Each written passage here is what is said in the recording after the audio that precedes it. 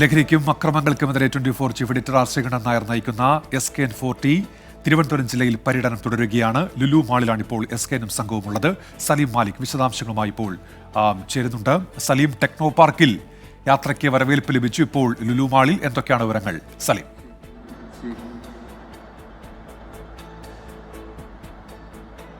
ഉന്മേഷ്, ഈ പര്യടനം SKN40 എന്ന പര്യടനം അത് രണ്ടാം ദിവസത്തിലേക്ക് കടക്കുമ്പോൾ വലിയ സ്വീകരണം എല്ലാ കോണിൽ നിന്നും ലഭിക്കുന്നു എന്നുള്ളതാണ് നമ്മൾ കാണുന്ന കാഴ്ച.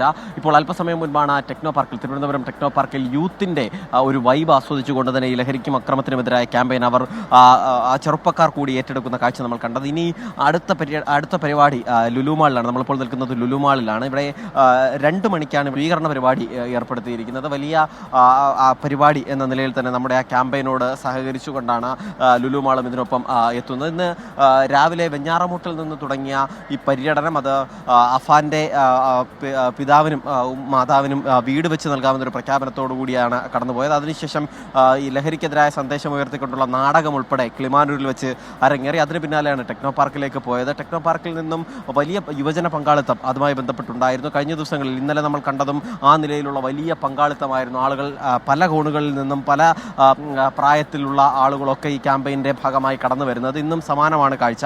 ആ നിലയിൽ നമ്മൾ പോയ സ്ഥലത്തൊക്കെ, പ്രത്യേകിച്ചും ടെക്നോ പാർക്ക് പോലെ ഒരു സ്ഥലത്തു നിന്നൊക്കെ വലിയ പിന്തുണ ഇതിന് ലഭിക്കുന്നു എന്നുള്ളത് തന്നെ വെറും 2 ദിവസം കൊണ്ട് തന്നെ ആ യാത്ര, ആ പര്യടനം അത് ജനങ്ങൾക്കിടയിലേക്ക് എത്തി എന്നുള്ളതിൻ്റെ കൂടി തെളിവാണ്. ഇന്ന് ലുലു മാളിന് ശേഷം ഇവിടെ നിന്ന് 3:30 വർക്കലയിലേക്ക് പോകും. വർക്കലയിലേക്ക് പോയതിനു ശേഷം 4:30 ശിവഗിരി മഠത്തിൽ ഇതിൻ്റെ സന്ദർശനം ഉണ്ടാകും. അതിന് പിന്നാലെ പിന്നീട് ശാർക്കരയിൽ പൊതുചർച്ച, നാട്ടുകൂട്ടം ചർച്ച ഉണ്ട്. ആ ചർച്ച ലഹരിക്കെതിരെ പിടിമുറുക്കാൻ പ്രയാസമുണ്ടോ എന്നുള്ള പേരിലുള്ള ചർച്ച നടക്കുന്നുണ്ട്. അതിന് പിന്നാലെ പ്രൈം ടൈം വിത്ത് SKNോട് കൂടിയാണ് ഇന്നത്തെ യാത്ര സമാപിക്കുന്നത്. അതിനുശേഷം നാളെയോടുകൂടി പര്യടനം കൊല്ലം ജില്ലയിലേക്കും പ്രവേശിക്കും.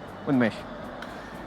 സലീം മാലിക്കാണ് വാർത്തയുടെ വിശദാംശങ്ങൾ നൽകിയത്. ഇപ്പോൾ തിരുവനന്തപുരം ലുലു മാളിൽ നിന്ന്.